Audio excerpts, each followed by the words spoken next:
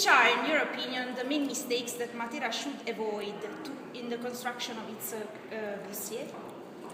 I think the main mistake, which you have already identified, is to be involved in this self-glorification and to pretend you are so fantastic that there's nothing wrong. I think you should say that you have very strong resources and assets that you do have. And I think the power of your presentation and your dossier will come from this direct honesty and some sense of confidence through being just honest.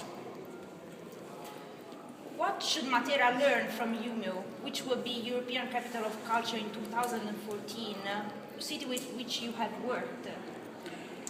I think that Matera can learn from UMIO three things. One is the very interesting way it connected to communities in Vietnam, South Africa, all parts of the world, and created jointly things like an opera together from a distance. So that's one thing, international connections. The other thing I think it can learn from is how it managed to get so much participation in the cultural activities of the city. For example, 80% of people in UMIO have been to the opera, which is a lot. Thirdly, I think you can learn from UMIO how to involve the knowledge in the university and other places in thinking through the future of the city, and this collaboration between knowledge centres and the public administration, I think, is very good.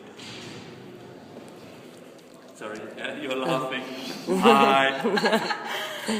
How can the idea of creative city be important for Matera? Another way of asking that question: can Matera afford not to be creative? Can it afford to be an uncreative place? A place that does not adapt, a place that does not look outward, a place that is not open? When you ask the question like that, you can see that you have to be creative. That's the only possibility. That's why I mentioned earlier, it's not a question of what is the value of creativity, it's the question of what is the cost of not being creative that is important. And I think actually Matera, because people might think, will Matera win? I think that gives you a freedom just to be completely fresh and open, and that's really what I'm hoping to see in the bid. Just as last question, would you like to leave a message to Matera and its citizens? That was my message. Okay, message to the Matera citizens.